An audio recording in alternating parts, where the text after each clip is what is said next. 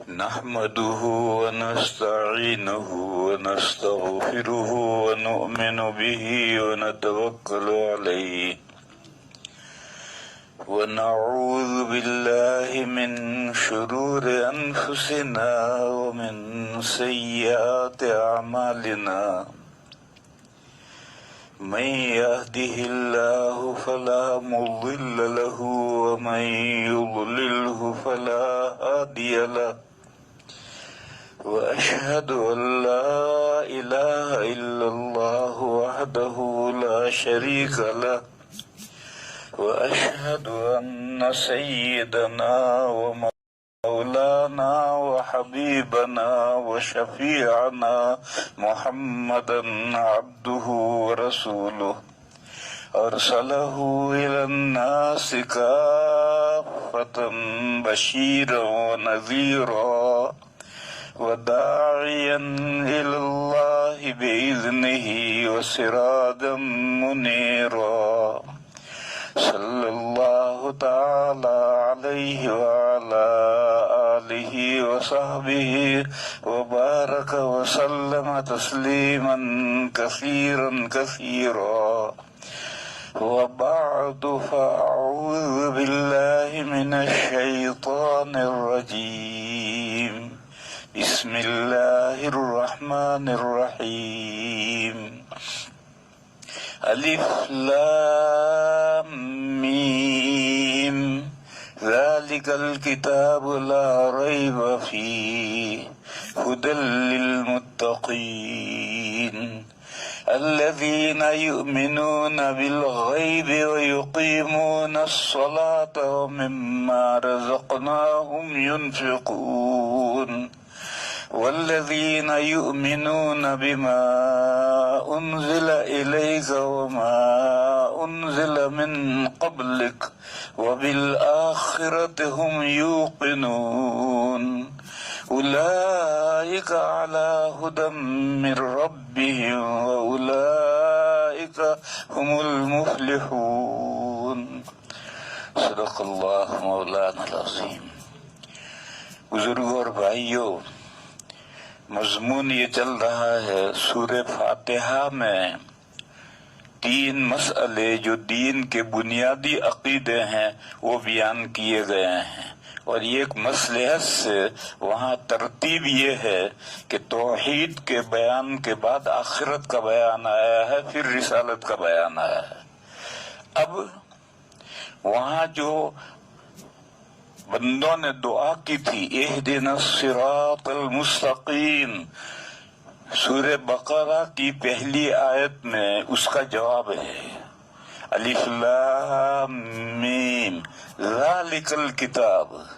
وہ ہدایت جو تم نے طلب کی ہے، وہ ہدایت یہ وہ جو لوح محفوظ میں ہے، وہ اللہ کی کتاب، وہ ہدایت ہے جس کے اللہ کی طرف سے ہونے میں کوئی ادنا شک نہیں ہے، لا ریب فی، اللہ کی طرف اللہ کی کتاب ہونے میں، جس کے اللہ کی کتاب ہونے میں ذرا بھی شک نہیں۔ پھر اس کتاب کی خوبی بیان کی کہ وہ ہدی للمتقین ہے، تمام مومنین کے لیے وہ رہنما ہے۔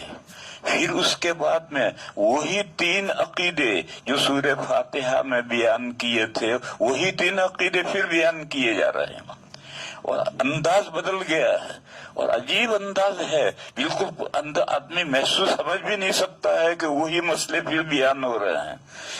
مگر وہاں جو مصلحت سے آخرت کا بیان پہلے آیا تھا وہ ایک عارض کی وجہ سے آیا تھا، یہاں ایسا نہیں، یہاں پہلے توحید کا بیان ہے، پھر اس کے ساتھ میں رسالت کا بیان ہے، پھر آخرت کا بیان ہے، پھر ان مومنین کو خوشخبری سنائی گئی ہے آخرت میں کامیابی کی۔ اور قرآن کریم کا ایک انداز یہ ہے کہ جہاں مومنین کا تذکرہ آتا ہے تو اس کے مقابل غیر مومنین کا کافروں کا یعنی اللہ کا دین کافر آج کل گالی بن گیا ہے، یہ گالی نہیں ہے. کافر کے معنی ہے اللہ کا جو دین اللہ نے بھیجا ہے اس کو ریجیکٹ کرنے والا، ایکسپٹ نہ کرنے والا، بس کافر کے اتنے ہی معنی ہیں. تو وہ بندے جو اللہ کے بھیجے ہوئے دین کو قبول نہیں کرتے ان کا تذکرہ آیا. یہ قرآن کا ایک اسلوب ہے. جب مومنین کا تذکرہ آئے گا تو اس کے بالمقابل کفار کا تذکرہ آئے گا، اور اگر کسی مناسبت سے کفار کا تذکرہ آئے گا تو اس کے بالمقابل ایمان کا تذکرہ، مومنین کا تذکرہ آئے گا. کیوں؟ یہ قاعدہ ہے، میٹھے سے کڑوے کو سمجھ سکتے ہیں اور کڑوے سے میٹھے کو سمجھ سکتے ہیں. تعرف الاشیاء بأضدادها، چیزیں ضد کے ذریعے سے پہچانی جاتی ہیں. میٹھا اگر سمجھنا ہے تو کڑوا کھاؤ تو پتا چلے گا کہ میٹھا کیا ہوتا ہے، اور کڑوا کو سمجھنا ہے تو میٹھا کھاؤ تو پتا چلے کڑوا کیا ہوتا ہے. تو ایمان والوں کے بعد میں کفر والوں کا، اور کفر والوں کے بعد ایمان والوں کا تذکرہ اس ضابطے سے ہوتا ہے.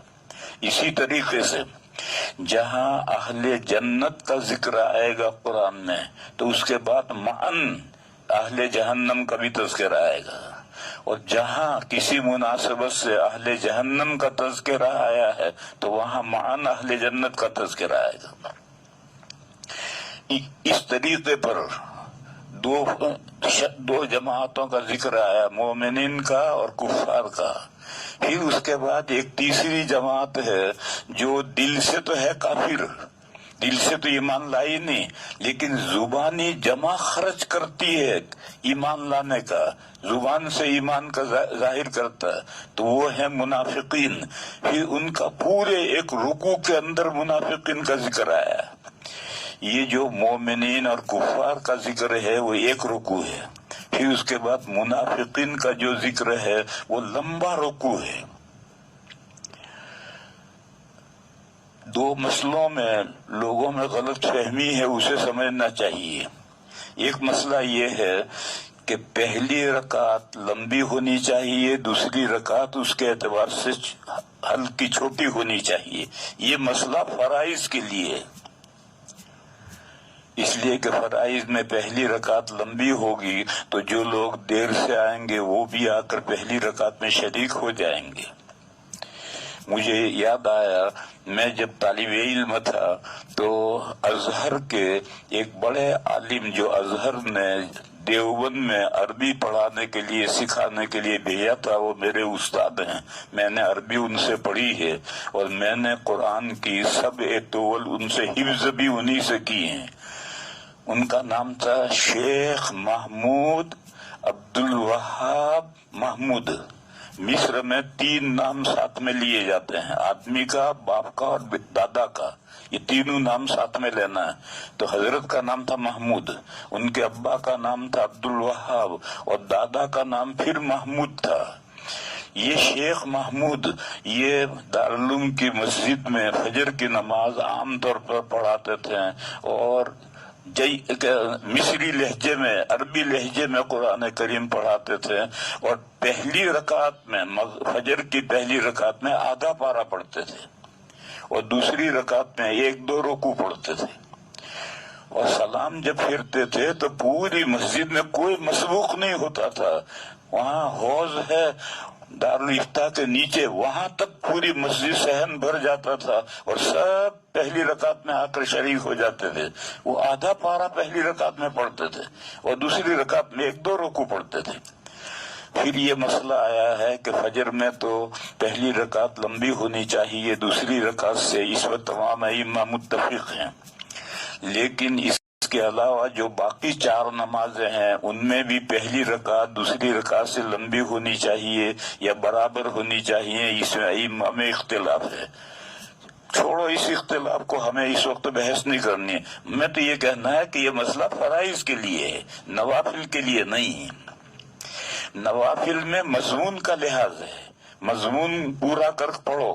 تو پہلے رکوع میں مومنین کا اور کفار کا تذکرہ پورا ہوا تو رکوع کر لو آ گیا، اور پھر منافقین کا لمبا تذکرہ آیا تو دوسرا رکوع لمبا ہو گیا۔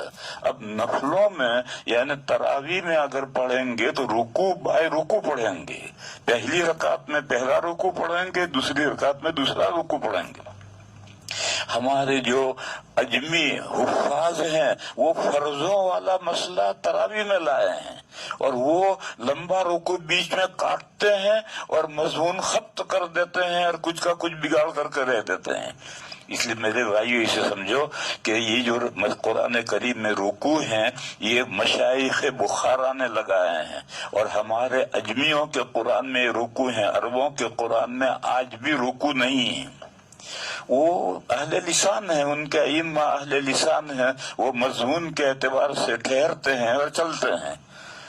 ہم تو اجمی ہیں، ہم مضمون کو نہیں سمجھتے، تو بخارا کے علماء نے مشائخ نے قرآن کریم میں مضمون کے اعتبار سے رکوع لگائے ہیں، اور اس طرح سے رکوع لگائے ہیں کہ اگر آپ رکوع بائے رکوع پڑھتے رہیں تو 27ویں رات میں قرآن کریم تراویح میں پورا ہو جائے گا۔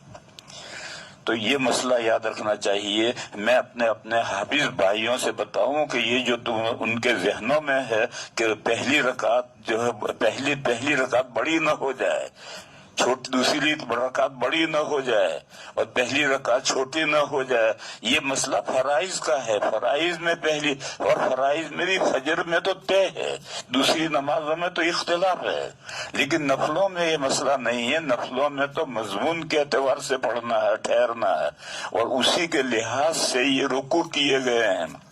بہرحال میں کہہ رہا تھا کہ پہلے رکوع میں مومنین کا اور کفار کا تذکرہ آیا، دوسرے رکوع میں پھر منافقین کا ذکر آیا۔ اب تینوں قسمیں، انسانوں کی تینوں قسمیں پوری ہو گئی۔ مومنین بھی اللہ کے یہاں سے جو دین آیا ہے اس دین پر ایمان لانے والے بندوں کا تذکرہ بھی پورا ہوگا، ریجیکٹ کرنے والے، انکار کرنے والوں کا تذکرہ بھی پورا ہوا، اور جو دل سے تو نہیں مانتے اور زبان سے جمع خرچ کرتے ہیں ماننے کا منافقین ہے ان کا تذکرہ بھی پورا ہوا۔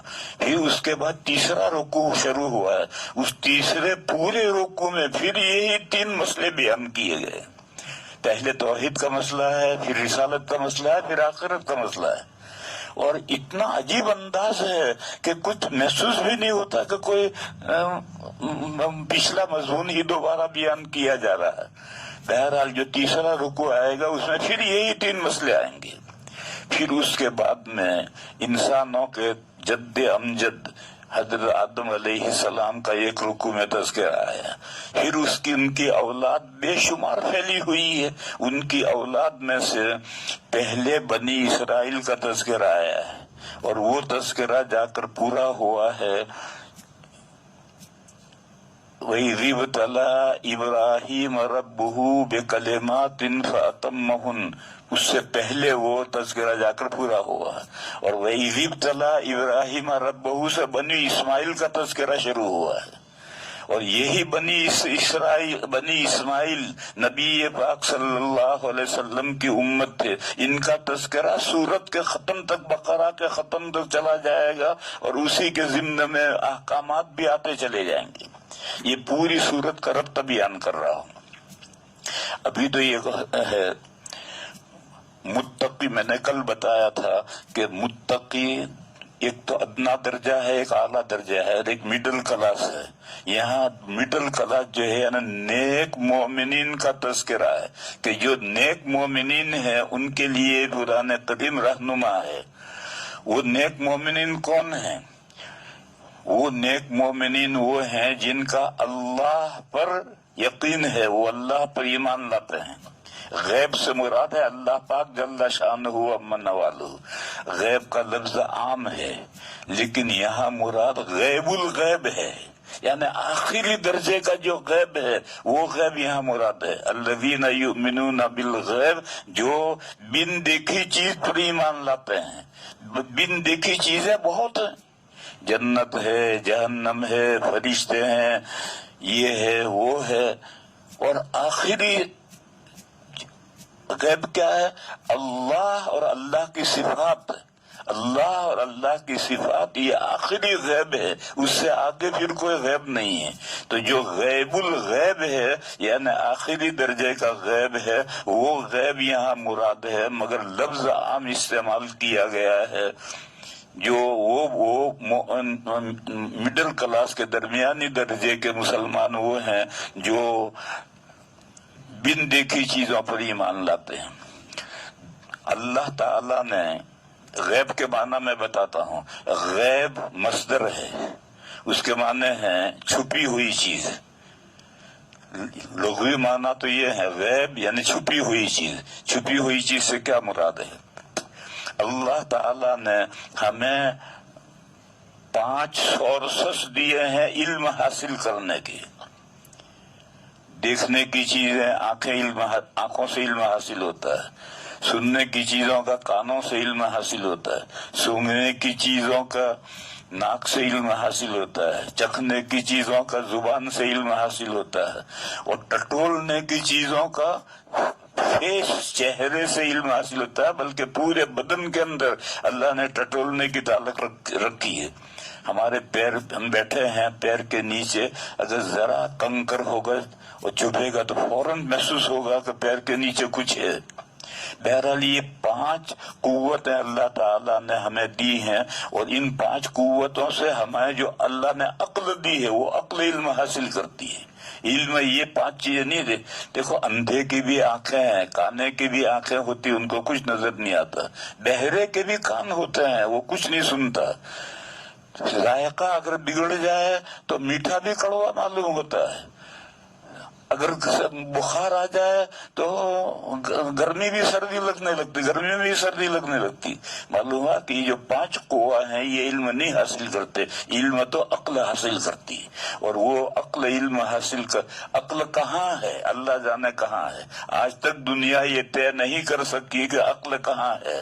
ہمارے سر میں جو بھیجا ہے یہ بھیجا عقل ہے، یا ہمارے سینے میں جو دل ہے وہ دل عقل ہے، یا ان دونوں کے درمیان میں جو نور ہے وہ نور عقل ہے۔ اللہ جانے عقل کہاں ہے۔ آج تک دنیا کے سارے پروفیسر مل کر یہ طے نہیں کر سکے کہ عقل کا محل جسم میں کہاں ہے، لیکن بہرحال عقل اور بدھی ہے۔ یہ جو عقل اللہ نے پیدا کی ہے یہ ان 5 ذرائع سے علم حاصل کرتی ہے۔ بس وہ چیزیں جو ان 5 ذرائع سے جن کا علم حاصل کیا جا سکتا ہے ان کو اصطلاح میں کہتے ہیں محسوسات۔ آنکھ سے دکھتی ہے تو وہ بھی محسوس ہے، کان سے جو چیز سنتے ہیں وہ بھی محسوس ہے، ناک سے جو سونگے وہ بھی محسوس ہے، زبان سے جو چکھے وہ بھی محسوس ہے، ہاتھ سے جو ٹٹولے وہ بھی محسوس ہے۔ ان 5 ذرائع سے عقل جن چیزوں کا علم حاصل کرتی ہے اسے کہتے ہیں محسوسات۔ ان کے علاوہ کچھ علوم وہ ہیں کہ جو عقل ان 5 ذرائع سے حاصل نہیں کرتی، ان کے بغیر ڈائریکٹ علم حاصل کرتی ہے۔ مخبر صادق بتلائے گا اور وہ علم حاصل کرے گی، وہ ہے غیب۔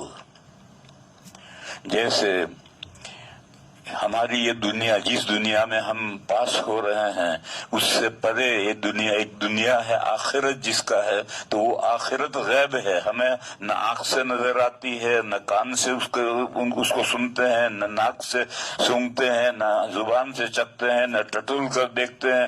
لیکن اللہ انبیاء کرام علیہم الصلاۃ والسلام نے بتلایا کہ اس دنیا کے ساتھ ایک دوسری دنیا بھی چل رہی ہے جو آخرت ہے، بس پوری آخرت غیب ہے۔ اس آخرت میں جتنی چیزیں ہیں،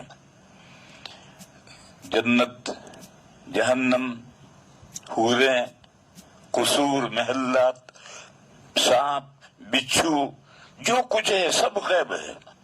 پھر اس سے اور آگے جائیں گے تو عرش و کرسی، عرش اور کرسی یہ بھی دوسری دنیا کی مخلوق ہیں۔ عرش بھی مخلوق ہے، اللہ نے پیدا کیا ہے، کرسی بھی مخلوق ہے، اللہ نے پیدا کی ہے۔ یہاں رک کر یہ سمجھو کہ عرش اور کرسی یہ دونوں ایک ہیں یا الگ الگ ہیں؟ عام طور پر کتابوں میں یہ لکھا ہے کہ یہ دونوں الگ الگ ہیں۔ عرش کے معنی تخت اور کرسی کے معنی چیئر، یہ دونوں چیزیں الگ الگ ہیں. پھر بڑا جھگڑا ہوا کہ نیچے کون ہے اوپر کون ہے، عرش نیچے ہے کرسی اوپر ہے، یا کرسی نیچے ہے عرش اوپر ہے. ایک کرسی کے ایک معنی ہے کوئی مکان بہت اونچا بناتے ہیں تو پہلے اس کا ایک بڑھاؤ کر کے جگہ تو اس کو کرسی کہتے ہیں، اس کرسی پر پھر محل بنتا ہے. تو کرسی نیچے ہے اس پر تخت ہے، اور دوسرا مطلب یہ ہے کہ نہیں تخت نیچے ہے اس پر کرسی رکھی ہوئی. یہ دو رائے ہیں کتابوں میں، عام طور پر یہ رائے ہے. لیکن تفسیر ابن کثیر میں حضرت حسن بصری رحمت اللہ علیہ، حضرت حسن بصری بہت بڑے آدمی، یہ جو اہل تصوف کہتے ہیں کہ تصوف کے سلسلے تو حضرت حسن خواجہ بصری سے حضرت علی تک پہنچتے ہیں، اور تابعین ہے اور اکابر تابعین میں ہے. حضرت عمر کے دور خلافت میں پیدا ہوئے ہیں، اور حضرت ام سلمہ کی باندی سے پیدا ہوئے تھے. تو باندی ادھر ادھر کام کو جاتی تھی اور یہ بچہ روتا تھا تو ام سلمہ اپنی چھاتی سے لگا لیتی تھی. ان کے پستانوں میں دودھ تو تھا نہیں، بچہ چوستا رہتا تھا اور رونا بند ہو جاتا تھا. جیسے آج کل بچہ ایک چوسنی لاتے ہیں بازار سے، اس میں شہد بھرا ہوا ہوتا ہے، جب بچہ روتے ہیں تو منہ میں ٹھونس دیتے ہیں، اب وہ رونا بند. تو وہ حضرت ام سلمہ کی پستان چوسے ہوئے بچہ چوسا ہوا ہے. یہی بچہ بڑا ہو کر حضرت حسن بصری بنے ہیں. ان کا قول تفسیر ابن کثیر میں ہے کہ عرش اور کرسی ایک چیز ہے. کسی زمانے میں محاورہ تھا تخت نشینی، اب محاورہ بدل گیا، اب محاورہ ہے چیئرمینی. اب تخت کہاں رہے، اب تو کرسی ہے، اسی پر چیئرمین صاحب بیٹھتے ہیں. پہلے یہ کرسیاں نہیں تھی، پہلے تخت پر بیٹھتے تھے. تو کسی زمانے کا محاورہ عرش تھا، تخت نشینی محاورہ تھا. تو وہ محاورہ بھی قرآن میں آیا ہے، اور بعد میں زمانہ بدلا اور اس کی جگہ پر تخت کی جگہ پر جو کرسی و چیئر آ گئی تو یہ بھی کرسی ہے. اور جو صفت عرش کی ہے وہی صفت کرسی کی ہے، کیونکہ دونوں ایک چیز ہیں. حدیث شریف میں ہے کہ اللہ کا جو عرش ہے وہ ساری کائنات کو گھیرے ہوئے ہے. تو کرسی کے بارے میں بھی آیت الکرسی میں ہے کہ وسع کرسیہ السماوات والارض، اللہ کی کرسی تمام آسمانوں کو زمین کو گھیرے ہوئے ہے. لیکن بہرحال یہ عرش ہو یا کرسی، دو چیزیں ہوں یا دونوں ایک چیز ہوں، دونوں صورتوں میں یہ ہے مخلوق.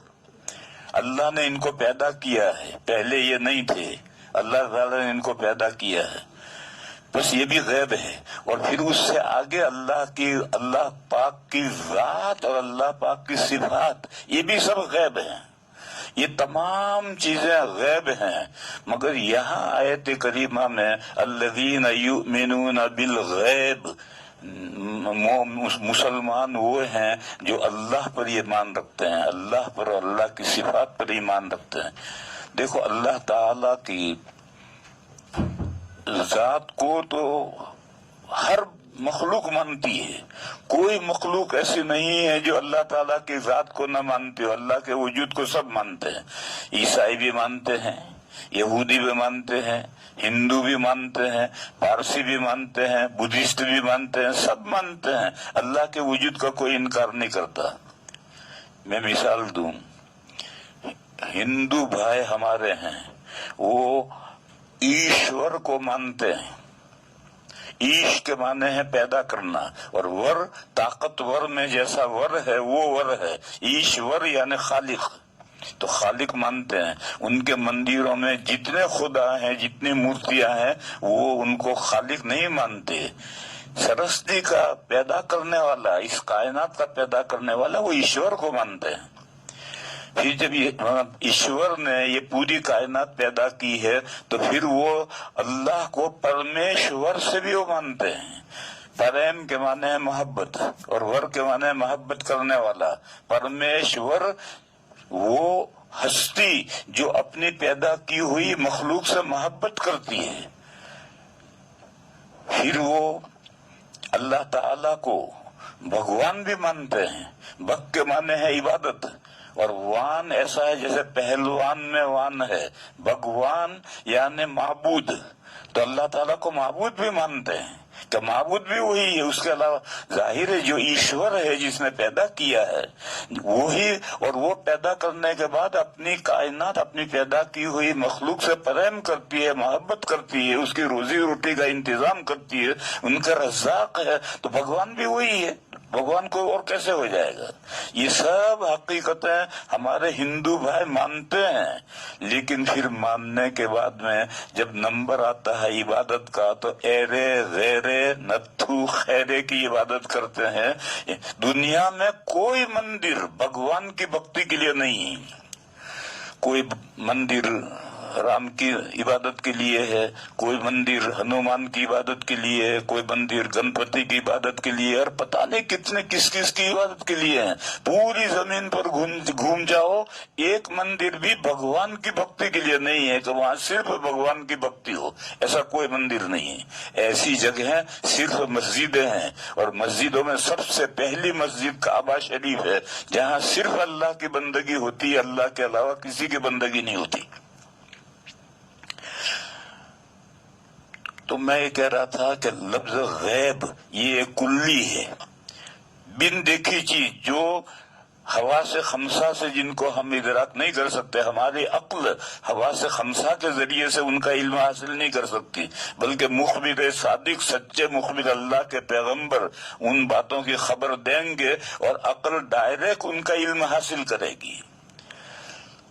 ان غیب کی چیزوں میں سے جو غیب الغیب ہے، یعنی سب سے بڑا غیب ہے، وہ اللہ کی ذات اور اللہ کی صفات ہیں۔ بس مومنین وہ ہیں جو اللہ پر ایمان رکھتے ہیں، غیب پر ایمان رکھتے ہیں، یعنی اللہ پر ایمان رکھتے ہیں، مگر لفظ ایسا بھی استعمال کیا ہے کہ دوسری دنیا کی ساری چیزیں اس کے تحت میں آ جاتی ہیں، ان سب پر ایمان لانا ضروری ہے، لیکن اصل مقصود بیان کرنا ہے اللہ پر ایمان کو۔ بس یہ توحید کا مسئلہ ہوا ہے، وہ جو سورہ فاتحہ میں توحید کا مسئلہ آیا تھا، وہی توحید کا مسئلہ آیا کہ ایک اللہ پر، غیب جو معبود ہے، سب کا خالق و مالک ہے، اس پر ایمان لاتے ہیں وہ۔ پھر میں نے کل ایک بات کہی تھی کہ قرآن کریم میں کہیں بھی صرف ایمان پر آخرت میں کامیابی کی خوشخبری نہیں سنائی گئی، جہاں بھی خوشخبری سنائی ہے ان الذین آمنوا وعملوا الصالحات، وہاں یہاں یہ عمل الصالحات کی جگہ پر نماز کا ذکر آیا ہے اور زکوٰۃ کا ذکر آیا ہے، اور صرف یہ نماز اور زکوٰۃ ہی نہیں ہے، نماز سے تمام بدنی عبادتیں مراد ہیں، اور زکوٰۃ سے ساری مالی عبادتیں مراد ہیں، اور جب بدنی اور مالی عبادتیں ہیں تو بیچ میں جو مرکب ہیں مال سے اور بدن سے، وہ بھی مراد ہیں۔ اور یہ آدھا مضمون ہے، یہ مثبت پہلو سے کرنے کے کام مراد ہیں، منفی پہلو سے اس کی جو ضد ہے، کبائر جن سے بچنا ضروری ہے، وہ بھی یہاں مراد ہیں۔ لیکن قرآن کریم عام طور پر نماز اور زکوٰۃ کا ذکر کرتا ہے، عبادت، بدنی عبادتوں میں سے نماز کا اور مالی عبادتوں میں سے زکوٰۃ کا ذکر کرتا ہے، یہاں بھی ان دونوں کا ذکر کیا گیا ہے۔ اب جو اللہ پر ایمان لانے والے ہیں، غیب پر ایمان لانے والے ہیں، اور اس کے ساتھ وہ نیک بندے بھی ہیں، نمازوں کا اہتمام کرتے ہیں، زکوٰۃوں کی ادائیگی کرتے ہیں، اور تمام مالی عبادتیں، تمام بدنی عبادتیں، تمام مرکب عبادتیں، اور جو ان کی ازداد ہیں تمام کبائر سے بچے ہوئے ہیں۔ پہلا یہ عقیدہ آیا، پھر اس کے بعد میں رسالت کا بیان آئے گا، پھر آخرت کا بیان آئے گا۔ اب جب آپ نے غیب کو سمجھ لیا، الذین یؤمنون بالغیب، مسلمان مڈل کلاس کے مسلمان وہ ہیں جو اللہ پر ایمان رکھتے ہیں، اور اللہ ہی پر نہیں بلکہ غیب پر، دوسری دنیا میں جتنی چیزیں ہیں جن کو مخبر صادق نے، انبیاء نے بتلایا ہے، ان سب کو مانتے ہیں۔ پھر اس کے بعد میں نماز کا ذکر آیا، پھر زکوٰۃ کا ذکر آیا، ان دونوں کی تھوڑی تفصیل کروں گا۔ نماز کا ذکر آیا تو یہ نہیں کہا کہ یصلون الصلاۃ، نمازیں پڑھتے ہیں یہ نہیں کہا، یقرؤون الصلاۃ، یصلون الصلاۃ یہ نہیں کہا، بلکہ یہ کہا کہ یقیمون الصلاۃ، نماز کا اہتمام کرتے ہیں. اہتمام کیا ہے اور نماز پڑھنا کیا ہے؟ پڑھنا تو ہم سمجھتے ہیں، روز پڑھتے رہتے ہیں نماز، لیکن اہتمام کیا چیز ہے اس کو سمجھنا پڑے گا. ایک تفسیر ہے، تفسیر بیضاوی، اور وہ ہمارے یہاں مدرسوں میں پڑھائی جاتی ہے. اس تفسیر بیضاوی میں اس آیت کریمہ کی تفسیر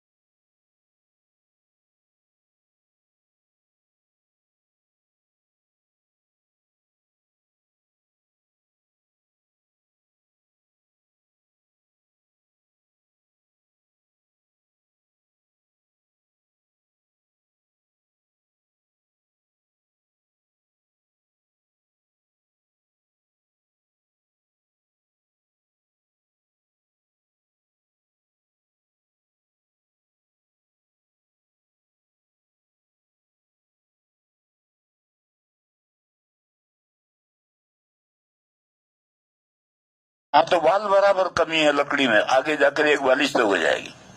تو اس لیے جو یہ تیر بنانے والے ہیں، پہلے ہی وہ لکڑی، یہ لکڑی بید، جیسے یہ بانس ہے، بانس کا ایک اعلیٰ درجہ ہے، اسے بید کہتے ہیں، وہ اب بھی ہوتا ہے. اس بید کی لکڑی لے کر کے اس کو آگ پر نرم تپا کر کے آہستہ سیدھا کر کے، اور آنکھ سے دیکھتے تھے کہ بال برابر اس میں سیدھا ہوا نہیں، بال برابر بھی کجی نہ رہے، تب پھر اس کے اندر ایک طرف لوہا لگائیں گے، ایک طرف پر لگائیں گے، اب تیر تیار ہو گئے. تو یہ جو تیر کی لکڑی تیار کی ہے بالکل سیدھی، ذرا بھی اس میں کجی نہیں ہے، یہ ہے اقام العودہ. عود کے معنی ہے تیر کی لکڑی، اس کو سیدھا کیا. تو اقام العودہ جیسے تیر کی لکڑی بالکل ایسی سیدھی کر دی جاتی ہے کہ اس میں ذرا کجی نہیں رہتی ہے. وہاں سے یہ محاورہ یہاں لائے، یقیمون الصلاۃ، جو نمازوں کا اہتمام کرتے ہیں، نمازیں ایسی سیدھی کرتے ہیں جیسے تیر کی لکڑی. قرآن کریم نے، پورے قرآن کریم میں 81 یعنی 80 سے بھی ایک زیادہ 81 جگہوں میں نماز کا ذکر قرآن کریم میں آیا ہے. سب جگہ پر یہی استعمال کیا ہے، اقیم الصلاۃ، اقام الصلاۃ، یقیمون الصلاۃ، یہی محاورہ استعمال کیا ہے. لیکن نماز کو سیدھا کیسے کرنا، نماز کا اہتمام کیسے کرنا ہے کہ نماز بالکل تیر کی لکڑی جیسی صحیح ہو جائے، یہ کیسے ہوگا؟ یہ سارا مضمون حدیثوں نے بیان کیا، قرآن کریم میں اس کی تفصیل نہیں ہے. تفصیل کیوں نہیں ہے؟ قرآن کریم کو حفظ کرنا ہے، قرآن کریم کی حفاظت کا مدار حفظ کرنا ہے. اگر یہ ساری تفصیلات قرآن میں ہوں گی تو پھر قرآن، یہ جو قرآن ہے 30 پاروں کا، ایسا 100 پاروں کا قرآن ہو جائے گا، پھر لوگ کیسے اس کو یاد کریں گے؟ اس لیے وہ تفصیلیں سب حدیث کے حوالے کر دی. اور احادیث شریفہ میں 2000 حدیثیں ہیں، جو 2000 حدیثیں مل کر کے یقیمون الصلاۃ کی تفسیر کرتی ہیں. نبی پاک صلی اللہ علیہ وسلم نے نماز کے فرائض بیان کیے کہ نماز میں 6 فرض ہیں، اگر یہ نہیں ہوں، ان میں سے کوئی بھی فرض نہیں ہوگا تو نماز ختم. پھر نماز کے واجبات بیان کیے. یہاں رکو، نماز میں واجبات ہیں، وضو میں واجبات نہیں. پھر نماز میں سنتیں بیان کی، وضو میں سنتیں ہیں. تو وضو میں فرائض ہیں، سنتیں ہیں، واجبات نہیں ہیں. اور نماز میں فرائض بھی ہیں، واجبات بھی ہیں، سنتیں بھی ہیں.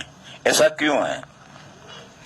ایسا اس لیے ہے کہ جن عبادتوں میں عبادتیں دو قسم کی ہیں. بعض عبادتیں وہ ہیں جس میں صورت بھی مطلوب ہے اور حقیقت بھی مطلوب ہے، اور بعض عبادتیں وہ ہیں کہ جس میں حقیقت مطلوب ہے، صورت مطلوب نہیں ہے. تو جن عبادتوں میں صورت مطلوب ہے تو صورت کی تکمیل کرنے والی چیزیں واجبات ہیں، اور حقیقت کی تکمیل کرنے والی سنتیں ہیں. اور وضو میں حقیقت مطلوب ہے، صورت مطلوب ہی نہیں ہے، اس لیے وضو میں فرائض ہیں اور صورت مطلوب نہیں ہے. کسی بھی طریقے سے نہا لیے، سر سے پیر تک پورا دھو لیے تو اس کے ذمہ میں وضو بھی ہو گیا، تو وضو کی صورت مطلوب نہیں ہے، حقیقت مطلوب ہے. لہذا وضو میں واجبات نہیں ہیں، کیونکہ صورت کی تکمیل کرنے والی چیزیں واجبات ہوتی ہیں، اور وضو میں صورت مطلوب ہی نہیں ہے، اس لیے وہ واجبات نہیں. ہاں حقیقت مطلوب ہے، اور حقیقت کی تکمیل کرنے والی چیزیں سنتیں کہلاتی ہیں. تو وضو میں سنتیں ہیں، اور نماز میں دونوں چیزیں مطلوب، صورت بھی مطلوب ہے اور حقیقت بھی مطلوب ہے. نماز کی حقیقت کیا ہے؟ ترمذی شریف میں ہے، الصلاۃ تخشع وتمسکن وتضرع وترفع یدیک. نماز کی حقیقت تین چیزیں ہیں: تخشع، تمسکن وتضرع. تخشع کیا ہے؟ تخشع ہے سر سے پیر تک عاجزی ظاہر ہو رہی ہے، ایسا کھڑا ہے جیسے ایک عاجز بندہ کھڑا ہے، جیسے مالدار کے سامنے غریب آ کر کے کھڑا ہو جاتا ہے، بابو جی ہاتھ لمبے کر کے کھڑا ہو جاتا ہے چپ چاپ، ایسا کھڑا ہے چپ چاپ. یہ خشوع ہے. جسم سر سے پیر تک پورے جسم کے اوپر ایک سکون طاری ہو، اس کا نام ہے خشوع. پھر آدمی جو بولے اس میں عاجزی ہو تو اس کا نام ہے سکون. جیسے بلی آتی ہے غربا مسکین، وہ آ کر بیٹھتی ہے اور بڑے ادب سے پھر بولتی ہے میاؤ میاؤ، میں آئی میں آئی، تو کہتے غربا مسکین دے دو اس کو بیچاری کو کچھ. اور تضرع ہے اندر باطن میں، دل میں گڑ گڑاہٹ ہے. حدیث شریف میں ہے کہ نبی پاک صلی اللہ تعالی علیہ وسلم جب رات کو تہجد پڑھتے تھے اور جہرن قرات فرماتے تھے تو ایک دل میں سے ایک سنسناہٹ محسوس ہوتی ہے، جیسے ہانڈیاں کھدکھداتی ہے اور اس میں سے ایک سنسناہٹ ہوتی ہے، ایسی آواز نکلتی تھی. یہ ہے تضرع. یہ وہ کیفیت ہے، یہ نماز کی حقیقت ہے. اور یہ ترمذی شریف کی حدیث ہے، الصلاۃ تمسکن تخشع وتمسکن وتضرع وترفع یدیک تقول یا ربی یا ربی. پھر جب نماز پوری ہو جائے تو دونوں ہاتھ اٹھاؤ اور اے میرے رب، اے میرے پروردگار، اے میرے مولا کہہ کر گڑ گڑا کر کے دعا مانگو. یہ نماز کی حقیقت ترمذی شریف میں آئی ہے. اور نماز کی ہیئت کیا ہے؟ نماز کی ہیئت وہی ہے، قیام کھڑا رہنا، پھر رکوع، پھر سجدہ، پھر دو رکعتوں کے بعد میں پھر قاعدہ، پھر سلام. تو شروع میں تکبیر تحریم، آخر میں سلام. یہ ظاہری صورت ہے. تو یہ جو صورت ہے اس کی تکمیل کرنے والی جو چیزیں ہیں وہ واجبات ہیں. تو نماز میں یہ صورت بھی مطلوب ہے. آپ مصلی پر بیٹھ کر خوب گڑ گڑا کر رو کر دعا کر کے اٹھ جائے تو نماز نہیں ہوئی. نماز تو اس طرح سے ظاہری صورت بھی مطلوب ہے اور اس ظاہری صورت میں حقیقت بھی مطلوب ہے. ظاہری صورت ہے اور حقیقت نہیں ہے. ایک حدیث شریف میں ہے تلک صلاۃ المنافق، تلک صلاۃ المنافق، تلک صلاۃ المنافق. وہ منافق کی نماز ہے. یجلس یرقب حتی اذا کانت الشمس بین قرنی الشیطان قام فصلی اربعا لا یذکر اللہ فیہا الا قلیلا. بیٹھا بیٹھا گھڑی دیکھتا رہتا ہے، ابھی 10 منٹ ہیں، ابھی 5 منٹ ہے، ابھی 2 منٹ ہے، ابھی 1 منٹ ہے، یہاں تک کہ جب وقت تنگ ہو گیا اور مکروہ وقت ختم ہونے والا ہے تو جلدی جلدی اٹھا اور جلدی جلدی اس نے 4 رکعتیں ٹھونگے مار لی، اس میں اللہ کا ذکر برائے نام کرتا ہے۔ تو فرمایا کہ یہ منافق کی نماز ہے۔ معلوم ہوا کہ نماز کی ظاہری صورت بھی صحیح ہونی چاہیے، تو ظاہری صورت جو صحیح کرنے والی ہے اس کے لیے جو چیزیں بڑھائی گئی ہیں وہ نماز کے واجبات ہیں، اور وہ جو حقیقت ہے نماز کی اس کی تکمیل کرنے کے لیے جو چیزیں بڑھائی گئی ہیں وہ سنت ہیں۔ بہرحال نبی پاک صلی اللہ علیہ وسلم نے نماز کے فرائض بیان کیے، واجبات بیان کیے، سنت بیان کی، مستحبات بیان کیے، اور نماز توڑنے والی چیزیں نواقض بیان کیے، نماز میں مکروہ تحریمی چیزیں بیان کی، نماز میں مکروہ تنزیہی چیزیں بیان کی۔ یہ سب بیان کے لیے 100 سے زیادہ حدیثیں ہو جائیں گی۔ پھر اس کے بعد میں مسجدیں بنائی، کیونکہ مسجدوں کے بغیر نماز کا اہتمام نہیں ہو سکتا۔ آج کل کورونا کی وجہ سے مسجدیں بند ہو گئی ہیں، لوگ گھروں میں نماز پڑھتے ہیں، اللہ جانے کتنے پڑھتے ہیں کتنے سوتے ہیں۔ مسجدوں ہی سے نمازوں کا اہتمام ہوتا ہے، مسجدوں کے بغیر نماز اہتمام نہیں ہوتا، تو مسجدیں بنائی۔ پھر مسجدیں بنا کر کے پھر امام متعین کیا اور امام کے اوصاف متعین کیے، پھر نمازوں کی ٹائمنگ کی، 5 نمازوں کے اوقات مقرر کیے۔ یہ سارے مضامین حدیثوں میں آئے، یہ ساری باتوں کا لحاظ رکھو گے تو تم نے نماز کا اہتمام کیا، نماز کو سیدھا کیا۔ آج کل تو میرے بھائیوں ہمارا حال یہ ہے کہ بعض بندے تو رکوع میں اتنا جلدی رکوع سجدے کرتے ہیں کہ پیچھے مقتدی 2 مرتبہ بھی سبحان ربی العظیم یا سبحان ربی الاعلی نہیں کہہ پاتے ہیں، رو اٹھ جاتے ہیں، اور انہوں نے 3 مرتبہ کہا مگر اتنا جلدی کہہ دیا کہ پیچھے جو مقتدی میرے جیسے مقتدی ہیں جو جلدی نہیں کہہ سکتے، وہ 2 مرتبہ بلکہ 1 ہی مرتبہ 2 مرتبہ کہا، اس کا وہ کچھ عیدہ ختم ہو گیا۔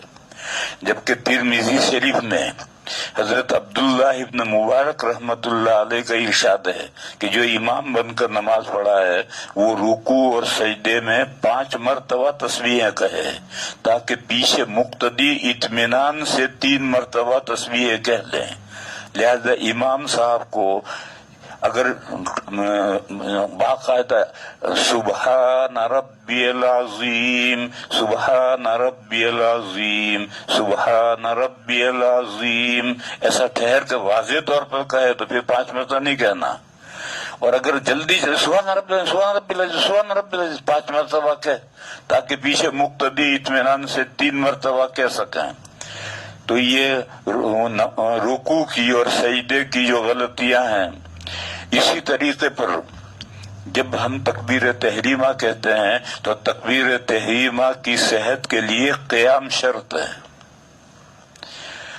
جب امام پہلی رکعت کے یا کسی بھی رکعت کے رکوع میں آتا ہے اور پیچھے سے کوئی مقتدی دوڑا آتا ہے تو آ کر کے اللہ اکبر کہہ کر جھک جاتا ہے، ابھی تو کھڑا نہیں ہے، جھکتے ہوئے کہہ جاتا، آدھی تکبیر تو کھڑے اور آدھی جھکتے ہوئے، اس کی تکبیر تحریمہ نہیں ہوتی، وہ نماز میں شامل نہیں ہوتی۔ تکبیر تحریمہ کے لیے ہے کہ آپ کھڑے ہونے کی حالت میں تکبیر کہیں اللہ اکبر، پھر اس کے بعد رکوع میں شامل ہوں۔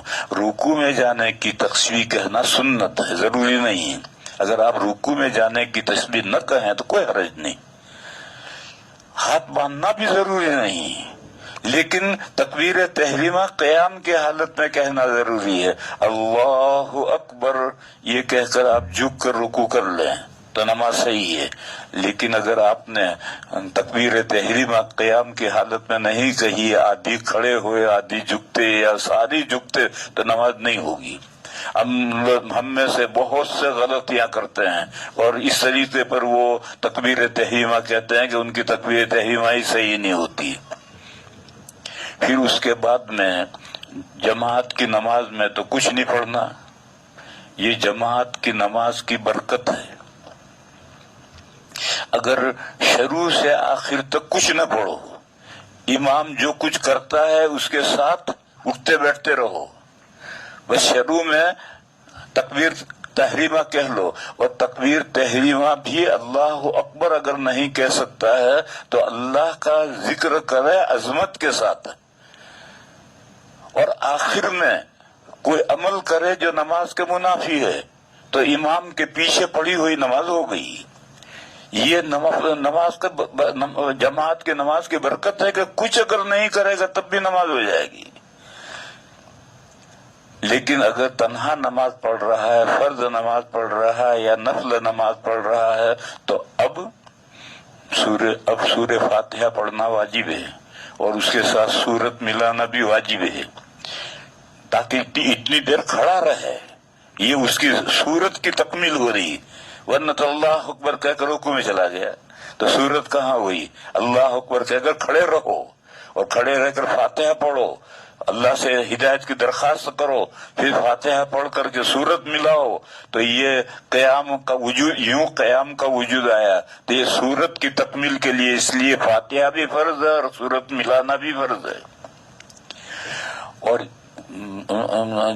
جماعت اگر تنہا پڑھ رہا ہے تو پھر جہرن پڑھنا ضروری نہیں ہے، سرن پڑھنا بھی کافی ہے، لیکن سر کا ادنا درجہ میں نے بتایا تھا کہ زبان ہلے، مخرج پر لگے اور حروف کی ادائیگی ہو تو پڑھنا ہے، اور اگر ہونٹ بند ہے اور پڑھ رہا ہے تو یہ من میں پڑھ رہا ہے، دماغ میں پڑھ رہا ہے، اس پڑھنے سے نماز نہیں ہوتی۔ بہت سے بندے کو میں دیکھتا ہوں کہ بیٹھتا مسجد میں دیکھتا ہوں کہ وہ سنت نفلیں پڑھ رہے ہیں، میں اس کے منہ کو دیکھتا ہوں تو ہونٹ بالکل بند ہے، ہلتے ہی نہیں، وہ نماز پڑھ رہا ہے، تو ظاہر ہے کہ وہ من میں پڑھ رہا ہے۔ یہ جو من میں پڑھنا ہے اس سے نماز نہیں ہوتی۔ سری نماز ہوگی، اس میں زبان ہلے گی، مخرج پر لگے گی، حروف کی ادائیگی ہوگی، صوت پیدا ہوگی، خود سنے گا، دوسرا نہیں سنے گا۔ تو ایک غلطی یہاں ہوتی ہے، بعض بندے سمجھتے کہ میں نے پڑھ لیا، انہوں نے من میں پڑھ لیا، من میں پڑھنے سے نماز نہیں ہوتی۔ تو تکبیر تحریمہ میں یہ غلطی یہ ہے کہ وہ جھکتے ہوئے تکبیر تحریمہ کہتے ہیں، یہ صحیح نہیں۔ تکبیر تحریمہ کھڑے ہونے کی حالت میں کہو، پھر اس کے بعد میں رکوع میں جانے کی تکبیر ضروری نہیں، وہ سنت ہے، اگر وہ کہے بغیر بھی اگر آپ رکوع میں چلے گئے تو کوئی حرج نہیں۔ پھر اگر تنہا نماز پڑھتے ہو یا جماعت کے ساتھ جو نماز پڑھ رہے ہو اس میں اگر پڑھنا تو ہے، جب قرات ہو تب نہیں پڑھنا، لیکن قرات کے علاوہ رکوع سجدے کی تسبیحات تو پڑھنی ہے، اور وہ سب تسبیحات سرن سنت ہیں، جہرن نہیں۔ اگر دائیں بائیں والے نمازی آپ کی تسبیح سنتے ہیں، تکبیر سنتے ہیں، تو یہ سنت کے خلاف آپ کر رہے ہیں۔ آپ اپنا خود سن سکتے ہیں، دائیں بائیں والے نہ سنیں، اور سرن پڑھنے کے لیے زبان کا ہلنا اور حروف کی ادائیگی اور مخرج کے سے حروف کا ادا ہونا ضروری ہے۔ یہ دو غلطیاں نماز کے سلسلے میں کرتے ہیں۔ اس کے علاوہ کچھ اور کوتاہیاں نماز کے سلسلے میں ہوتی ہیں، وہ مجھے کوئی سوچوں گا یا ہمارے احباب جو ہیں وہ بتائیں گے تو میں کل وہ بیان کروں گا۔ آج تو میں اسی پر موقوف رکھتا ہوں۔ آج میں نے کیا بیان کیا کہ متقی یعنی درمیانی قسم کے مسلمان کون ہیں؟ جو اللہ پر ایمان رکھتے ہیں، یہ توحید کا مسئلہ ہوا، لیکن اللہ پر ایمان رکھتے ہیں، اس مسئلے کو عام کر کے بیان کیا، الذین یؤمنون بالغیب، جو بن دیکھی تمام چیزوں کے یعنی آخرت اور آخرت کی تمام چیزوں کو مانتے ہیں، اور غیب کہتے ہیں اس کو جو حواس سے جن کو عقل نہیں سمجھتی، بلکہ مخبر صادق کے خبر دینے سے عقل اس کو سمجھتی ہے۔ اور اس کے بعد نماز کا اہتمام کرتے ہیں، نماز صرف پڑھتے نہیں ہیں، نماز بہت سیدھی کرتے ہیں، بالکل جیسے تیر کی لکڑی سیدھی، ایسی سیدھی کر کے نماز پڑھتے ہیں۔ اس کے لیے 2000 حدیثیں ہیں، جن میں ایک فرقہ ہے، وہ فرقہ اپنے آپ کو اہل قرآن کہتا ہے، وہ کہتا ہے کہ قرآن میں سب کچھ ہے، ہم قرآن ہی کو مانتے ہیں، قرآن سے نیچے آگے نہ حدیث کو مانتے ہیں نہ سنت کو مانتے ہیں، وہ باولے ہیں۔ اور فتاوی رحیمیہ میں کی پہلی جلد میں لکھا ہے کہ یہ فرقہ اہل قرآن ہے، مسلمان ہی نہیں ہے، یہ کافر ہے، کیونکہ اب ایسی ایک آیت نہیں سینکڑوں آیتیں ہیں کہ اس کی تفسیر قرآن میں نہیں ہے. یقیمون الصلاۃ کا نماز کا تذکرہ قرآن میں 81 جگہ پر ہے، لیکن نماز کی کیا حقیقت ہے، کیا صورت ہے، کیا حیت ہے، اس کے فرائض کیا ہیں، واجبات کیا ہیں، سنت کیا ہیں، مستحبات کیا ہیں، نواقض کیا ہیں، مکروہات کیا ہیں، نماز میں نہیں ہے. اور نماز کو سیدھا کرنے کے لیے اور اہتمام کرنے کے لیے نماز مسجدیں ضروری ہیں، اور جماعت ضروری ہے، امام ضروری ہے، مؤذن ضروری ہے، صفیں باندھنے ضروری ہیں، صفیں اس طرح سے سیدھی کی جائیں. یہ سب مسائل حدیثوں میں ہیں. اگر حدیث حجت نہیں ہے تو پھر تم قرآن سے یقیمون الصلاۃ پر عمل کر ہی نہیں سکتے. اس لیے یہ جو فرقہ ہے جو اپنے آپ کو اہل قرآن کہتا ہے، یہ تو اللہ جانے فتاوی رحیمیہ میں تو لکھا کہ مسلمان ہی نہیں ہے. اس لیے میرے بھائیوں، قرآن کریم نے کہیں بھی صرف ایمان پر جنت کی خوشخبری، آخرت کی کامیابی کی خوشخبری نہیں سنائی، اس کے ساتھ میں اعمال کو بھی لیا ہے. یہاں 2 عمل لیے ہیں، اور 2 ہی عمل نہیں ہیں. عبادت بدنیہ میں سے اہم نماز کو لیا ہے، اور مالیہ میں سے اہم زکوٰۃ کو لیا ہے، اور دونوں سے مرکب اس کے ضمن میں خود آ گئے. اور ان کی جو پازیٹیو ہے وہ بھی اس میں آئے گا. اس کا جو مد مقابل ہے کبائر گناہ جن سے بچنا ضروری ہے، وہ بھی سب اسی میں آ گئے. تو اللہ پر ایمان کے ساتھ اگر اعمال صالحہ ہیں تو یہ توحید کا مضمون مکمل ہوا. پھر اس کے بعد میں کل نماز میں جو کوتاہیاں میرے دوست احباب جو ہیں نماز کے مسائل کو اگر بتلائیں گے مجھے کہ یہ مسائل بیان ہونے چاہیں تو بیان کروں گا. اور اس کے بعد میں پھر میں زکوٰۃ کو سمجھاؤں گا. زکوٰۃ ہر ایک پر ضروری نہیں ہے، واجب نہیں ہے، صاحب نصاب پر ہے. اور صاحب نصاب پر ہے تو نصاب کیا چیز ہے؟ لوگ نصاب کو ہی نہیں جانتے. نصاب 2 ہیں، ایک چھوٹا نصاب ہے، ایک بڑا نصاب ہے. اور چھوٹے نصاب کے ساتھ 5 احکام متعلق ہیں، اور بڑے نصاب کے ساتھ 6 احکام متعلق ہیں. تو چھوٹا نصاب کس طرح بنتا ہے اور بڑا نصاب کن چیزوں سے بنتا ہے، یہ سب مسائل میں بھی بیان کروں گا. آج اتنے پر موقف رکھتا ہوں. آخر دعوانا ان الحمدللہ رب العالمین. پانی